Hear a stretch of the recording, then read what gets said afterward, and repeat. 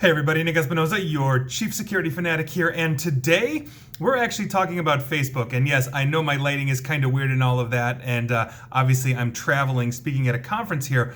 But today I want to talk about Facebook because Facebook knew that they made the world a much angrier place, and they didn't do much about it. They did basically nothing. This is another fantastic piece in an ongoing series, basically by the Wall Street Journal, that has had a treasure trove of dumps of documents from Facebook. And this is what we're talking about here today. It's another just hard-hitting piece. I just can't get enough of these things. It's just excellent reporting. Now, here's what's going on, and here's the backstory about this. If you recall, in 2018, Facebook decided to change how their newsfeed interacted with you, the Facebook user. Now, with this major overhaul, Facebook was basically trying to boost what they call meaningful social interactions, or MSI, between friends and family, and that's according to internal Facebook documents reviewed by the Wall Street Journal. This is all coming from the Wall Street Journal. Now, Mark Zuckerberg said that basically the aim of the algorithm change was to strengthen the bonds between users and to improve their well-being. Facebook would encourage people to interact with more with friends and family and spend much time passively consuming professionally produced content, which the research had suggested was harmful to their mental health. Now, within the company, though, staffers had warned that the change was having the opposite effect. This is according to the documents. Now, it was making Facebook's platform a much angrier place. Now, company researchers had discovered that publishers and political parties were reorienting their posts towards outrage and sensationalism, and that tactic was producing high levels of comments and reactions that translated into their success on the platform. Basically, they were reorienting to essentially attempt to go viral, to keep up numbers and all of that as Facebook shifted away. And to quote a team of data scientists in a memo reviewed by the Wall Street Journal internal to Facebook, and I quote, "Our approach has had unhealthy side effects on important slices of public content such as politics and news. This is an increasing liability." Again, from an internal memo. Now, they concluded basically that the new algorithm's heavy weighting of reshared material in its newsfeed made angry voices louder.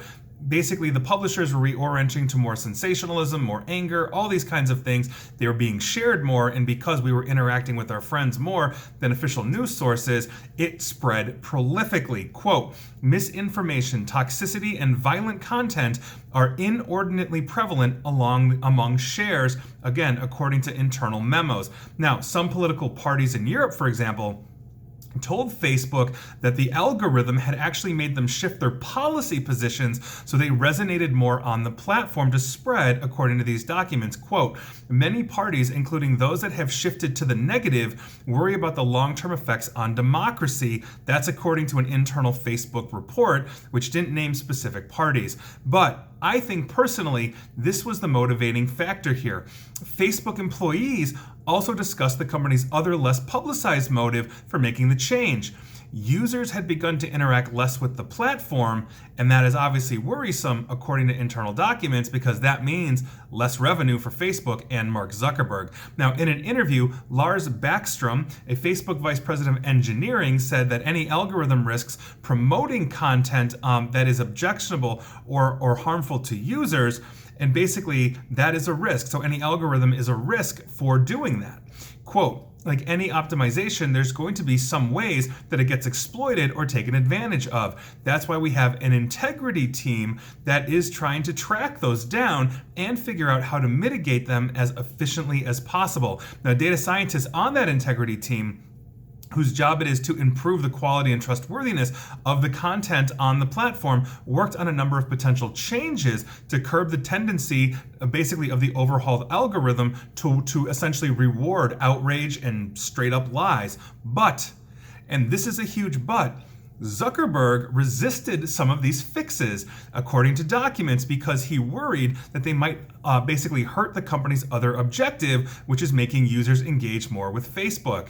So in other words, in order to make users continue to engage more with Facebook, he basically didn't want to make these algorithm changes that were spewing out anger and lies and outrage. Now, Anna Stepanov, who led the team addressing these issues, presented Mark Zuckerberg with several proposed changes meant to address the proliferation of false and divisive content on their platform, according to an April of 2020 internal memo that she wrote about this. One such change would have taken away the boost the algorithm gave to content most likely to be reshared by long chains of users, meaning it's not just you, my Facebook friend, sharing it, a friend of a friend of a friend of a friend of a friend, and there you go, on and on and on. Quote, Mark doesn't think we should go broad with the change, she wrote to colleagues after the meeting. Zuckerberg said he was open to testing the approach, she said, but, quote, we wouldn't launch if there was a material trade-off with MSI impact. Again, going back to that first statement, there you go. Basically saying, no, let's let the anger proliferate to get more engagement. That's essentially the de facto message of what is here. Now, last month, nearly a year and a half after Ms. Stepanov said Mark Zuckerberg basically killed the idea of broadly incorporating similar fix, Facebook announced it was, quote, gradually expanding some tests to put less emphasis on signals such as how likely someone is to comment or share political content. Now, the move is part of a broader push spurred by user surveys to reduce the amount of political content on Facebook after the company came under criticism for the way election protesters used the platform to question the results and organize protests that led to the January 6th Capitol riots in Washington, D.C. Now, Mr. Backstrom, who oversees content ranking in the newsfeed, said that Facebook made the recent change because it felt that the downsides of relying on engagement-based metrics for sensitive content, such as politics, actually outweighed the benefits. Now, in 2018, basically the 2018 algorithm this change affected Facebook's central feature, the news feed, a constantly updated, personally customized scrolls of friends, families, photos, and links to news stories. It accounts basically for the majority of the time Facebook's nearly 3 billion users spend on the platform. The company sells that user attention to advertisers, both on Facebook and obviously its sister platform, Instagram, as well. And this accounts for basically almost all of the $86 billion in revenue that they made in 2020. Now, a proprietary algorithm controls what appears on your newsfeed. It takes into account basically who your friends are, who you're friends with, the kind of groups you've joined, what pages you have liked, what advertisers have paid to basically target you, and what types of stories are popular or driving conversation in your ecosystem. Significant changes to this algorithm can have major implications for the company, advertisers, and publishers, obviously, that are paying basically for sponsored content to get onto your feed. Facebook has made many algorithm tweaks over the years. The biggest shift to emphasize MSI was one of the biggest. So, in 2018, when all of this started with this MSI shift, basically Zuckerberg said that the shift was driven by research showing that passive media consumption on Facebook, notably video, which had been exploding on the platform, wasn't as good for the well-being as interacting with other people. And so there you are. Now, he framed the challenge as a sacrifice. Quote, now I want to be clear, by making these changes, I expect the time people spend on Facebook and some measures of engagement will go down. But I also expect the time you spend on Facebook will be more valuable, and if we do the right thing, I believe that will be good for our community and our businesses in the long term too. Now, Facebook training videos and internal memos show another reason for this change. The company's growing concern about a decline in user engagement, which typically refers to the actions like commenting and sharing posts. Engagements are viewed inside the company as an important sign basically for the health of Facebook. So from a business perspective, this change seemed to work. As Facebook predicted, time spent on the platform declined, but the effort to maximize interactions between users slowed the free fall in comments and mostly improved the all-important metric of the daily active people using Facebook, according to tests run in August of 2018, according to internal memos. Now, however, in an early sign of trouble in the summer of 2018, Facebook data scientists repeatedly surveyed users and found that many felt that the quality of their feeds had decreased. This is, again, according to internal documents obtained by the Wall Street Journal. As Facebook had warned was likely, the change hurt many online publishers. In the first half of 2018, BuzzFeed suffered a 13% decline in traffic compared to the prior 6 months. And in the overall Wall Street Journal, I'm just grabbing some of the highlights sites here. BuzzFeed is prominently mentioned as well, but they're not the only ones. Breitbart, which is a right-leaning publication, lost 46%. ABC News lost 12%, and on and on and on, according to the online data from the firm ComScore. Now, Topics, which was a news site known for local community forums, lost 53% of its traffic during that period in 2018. And Chris Tolles, the former CEO of Topics, said, Facebook was our major traffic driver at this time. That was certainly a problem with us. And then Topics had to sell to Publishers Clearinghouse in 2019. So, according to the CEO of BuzzFeed, Peretti, he wrote, MSI ranking isn't actually rewarding content that drives meaningful social interactions. And basically, he said in an email to a Facebook official, adding that his staff felt, and I quote, pressure to make bad content or underperform. In other words, they had to go outrageous, they had to go insane, they had to go hyper-partisan in order basically to be picked up and shared out. And it wasn't just the material that exploited things like racial division. One of the examples they used was a BuzzFeed article that said like 20 things that white people say or something like that got them a lot of reaction specifically for this. According to him, also fad/junkie science, extremely disturbing news, and gross images were all part of BuzzFeed's plan to basically keep their content up as they lost the standard feed. They had to go sensational, they had to go extreme in order to keep the virality, in order to keep their numbers up for their own revenue.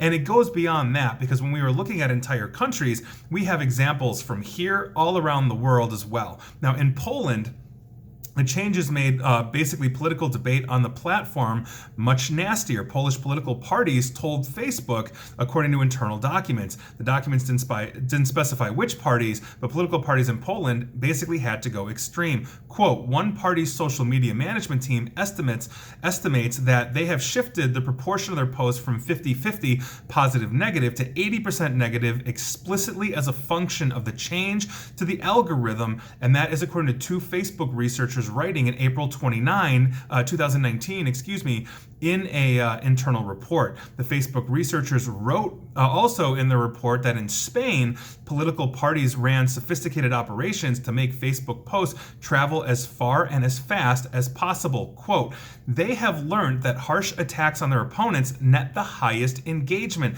They claim they try not to, but ultimately, quote, you use what works. So when given the option of just having a neutral, even, hey, we believe this, they believe this, it's all good, it basically became, those guys are idiots and destroying the world, vote for us, we're amazing, and that is what is actually selling here. That balance that we've seen in political discourse has gone right out the window, and it's thanks to Facebook's algorithms. Now, in the 15 months following the fall of 2017, basically clashes in Spain over Catalan separatism, the percentage of insults and threats on public Facebook pages related to social and political debate in Spain increased by 43%, according to research conducted by Constella Intelligence, a digital risk protection firm. Facebook researchers wrote in their internal report that they had heard similar complaints from political parties in Taiwan and India as well. And when Ms. Stepanov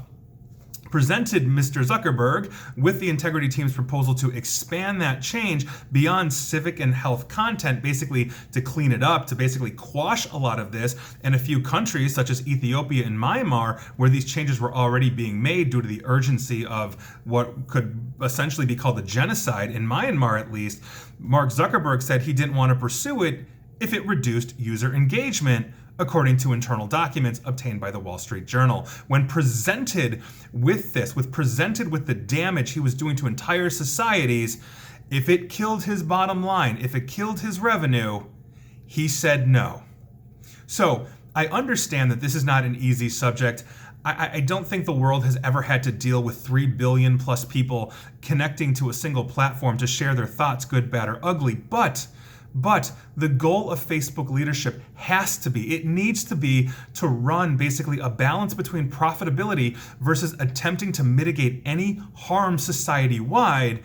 Meaning, if you note a change is harmful to your users and the internal evidence that you are getting from your research teams is prolific, You can't simply ignore it. You can't simply quash it. Studies outside of the Wall Street Journal reporting, which I think is just absolutely excellent. I've gotten virtually all of these speaking verbatim, and the report is much longer than what I just wrote here, or I'm rather talked about here. But studies outside of the Wall Street Journal reporting have shown that Facebook has been a major amplifier of misinformation, disinformation, and the quasi-anonymity that it brings has really amped up the anger overall. And they actually give examples here in the United States, of what went on between Brad Parscale of basically the Trump campaign and all of that during the 2020 election that I didn't get into. But this has really amped up anger overall. But to hear it from internal documents directly from Facebook, where Mark Zuckerberg himself was told this information internally, and he didn't want to make changes that he knew would be better for society, even though it might slightly decrease his revenue, is absolutely appalling. Once again, it is time to put Mark Zuckerberg in jail. And please like, share, follow me here on Facebook and Twitter at NickAESP, where the anger is obviously clearly ramped up, and on YouTube as well, where I sometimes get hateful comments. And as always, stay safe, stay online, and please stay private. Thanks, everyone.